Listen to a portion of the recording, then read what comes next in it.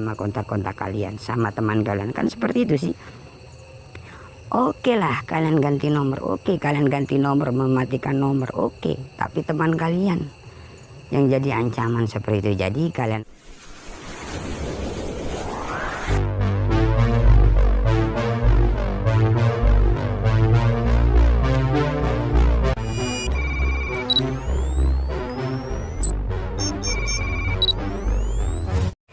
Assalamualaikum warahmatullahi wabarakatuh. Balik lagi di channel saya, Markas Pinjol, teman-teman ya. Oke teman-teman, seperti biasa ya, di video kali ini saya akan membahas tentang aplikasi pinjaman online ilegal ya. Karena banyak sekali teman-teman kita yang saat ini terjerat di pinjaman online ilegal ya. Tentunya yang ketakutan karena disebar data ke sosial media kayak Facebook ataupun IG ya, ataupun dibikin grup donasi hutang pinjol di kontak-kontak kita ya. Jadi di video kali ini saya akan membahas tentang aplikasi Money Kilat teman-teman ya. Jadi aplikasi ini aplikasi pinjaman online ilegal yang sudah tidak dibayar ya.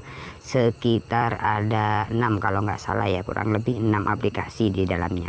Jadi buat teman-teman yang saat ini terjerat di pinjaman online ilegal apapun ya. Jadi pinjaman online ilegal apapun itu sebenarnya sama namun beda nama teman-teman ya. Jadi di video kali ini saya sedikit akan membahas ya, agar teman-teman yang saat ini terjerat di pinjaman online ilegal tidak terlalu panik lah ya. Misalkan kalian sudah menonton video ini, karena di sini saya akan menjelaskan seperti apa sih kalau kita gagal di pinjaman online ilegal ya.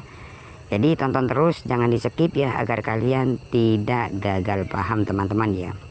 Oke, seperti biasa teman-teman ya, yang pertama-tama di sini saya akan buka aplikasi pinjaman online ilegalnya, yaitu Money Kilat teman-teman ya. Oke teman-teman, di sini saya sudah buka aplikasi Money Kilatnya ya. Jadi aplikasi ini pinjaman online ilegal yang cuman tenornya cuman 7 hari ya. Jadi cuman 7 hari teman-teman ya. Seperti itu. Nah, di sini teman-teman bisa lihat ya pinjaman. Oke, di sini saya hitung dulu ya. 1 2 3 4 5 ya. Jadi 5 aplikasi yang sudah telat atau gagal bayar seperti itu ya. Seperti apa sih Bang kalau kita gagal di pinjaman online ilegal? Karena kita sebelum kita telat ya, kurang 2 hari ya, kurang 2 hari kita sudah pastinya diteror oleh pihak aplikasi tersebut atau pinjol tersebut ya. Seperti apa cara mengatasinya? Nah, kalau sepengalaman dari saya teman-teman ya, misalkan kalian telat bayar, pastinya kita akan berisik dengan chat dari pihak aplikasi tersebut ya. Ya tentunya seperti biasa teman-teman, cukup kalian respon dengan baik ya. Kenapa saya selalu bilang respon dengan baik? Misalkan ada tagihan, selalu balas. Iya, karena kalau kita membalas chat dari pihak aplikasi tersebut, kita masih dianggap ada etikat baik meskipun kita sudah ada niat gagal bayar seperti itu. Kenapa saya bilang seperti itu? Karena ya kalau kalian tidak pernah balas ataupun jarang merespon WA dari pihak pinjol tersebut, kalian sudah dianggap kabur ya.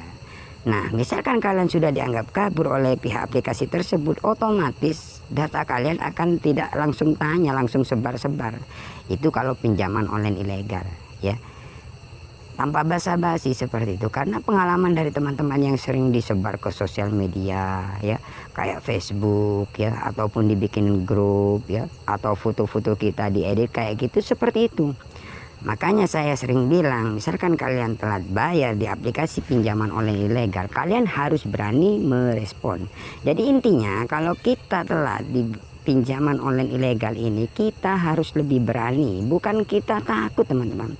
Misalkan teman-teman sudah dikirim foto selfie ya pas pengajuan itu, kemudian sama KTP-nya ya, ini Anda kalau nggak bayar jam 3 sore ini, data Anda saya sebar atau saya carikan dana ke kontak-kontak Anda, seperti itu ya. Butuh penggalangan dana seperti itu. Nah, misalkan kalian sudah seperti itu, kalian respon aja dengan baik, tapi jangan respon terus, kalian telepon aja ke pihak DC. Maksudnya telepon gimana ya, koordinasi masih belum ada dana atau cari dana seperti itu, agar tidak sampai dibikinin grup donasi. ataupun disebar ke sosial media, karena banyak teman-teman yang sudah WA saya ya melaporkan, istilahnya ya sharing, karena sudah disebar datanya ke sosial media, Facebook ya, ada yang di IG ya. Karena pinjaman online ilegal ini jangan kalian diamkan, kalian harus lawan, karena pinjaman online ilegal wajibnya dilawan. Artinya lawan ya, kalian misalkan dari pihak aplikasi WA seperti ini kalian balas ya. Misalkan berisik banget, banyak WA yang masuk, kalian telepon aja, ya Pak saya sudah koordinasi, masih belum ada dana, masih cari dana talangan, kenapa kok telepon terus, seperti itu. Jadi misalkan seperti itu, dari pihak aplikasi itu tidak langsung main sebar data ataupun dibikinin grup ya, karena kalian berani seperti itu. Karena apa? Kalau kalian sudah berani, dari pihak aplikasi mikir ya, karena kebanyakan lebih berani dari teman-teman kita yang gagal ya. Misalkan banyak yang berani respon seperti itu, kemudian lawan seperti itu, dari pihak aplikasi itu mikir ya, karena itu aplikasi pinjaman online ilegal, takut dilaporkan ya. Semakin banyak teman-teman yang melaporkan, jadi semakin sempit pinjaman online ilegal untuk di kayak itu ditangkap seperti itu. Karena pinjaman online ilegal cara penagihannya sudah tidak wajar ya, bikin kita panik, bikin kita ketar-ketir seperti itu. Kalau misalkan dari saya, kalian respon dengan baik, cuman itu WA kok ya, WA saja ya cukup balas ya. Mungkin kalian misalkan kalian selalu merespon dengan baik, mungkin cuman ada beberapa kontak saja, tidak ke seluruh kontak ataupun sosial media. Karena saya banyak bukti-bukti teman-teman di sini ya, penyebaran data. Kenapa saya tahu ya, atau bukti ada dari pinjaman online ilegal yang sebar data, karena dari teman-teman subscriber banyak, Bang saya sudah disebar ini Bang, fotonya kirim ke saya ya di Facebook ya, kayak dijual online kayak gitu, disebarkan ya.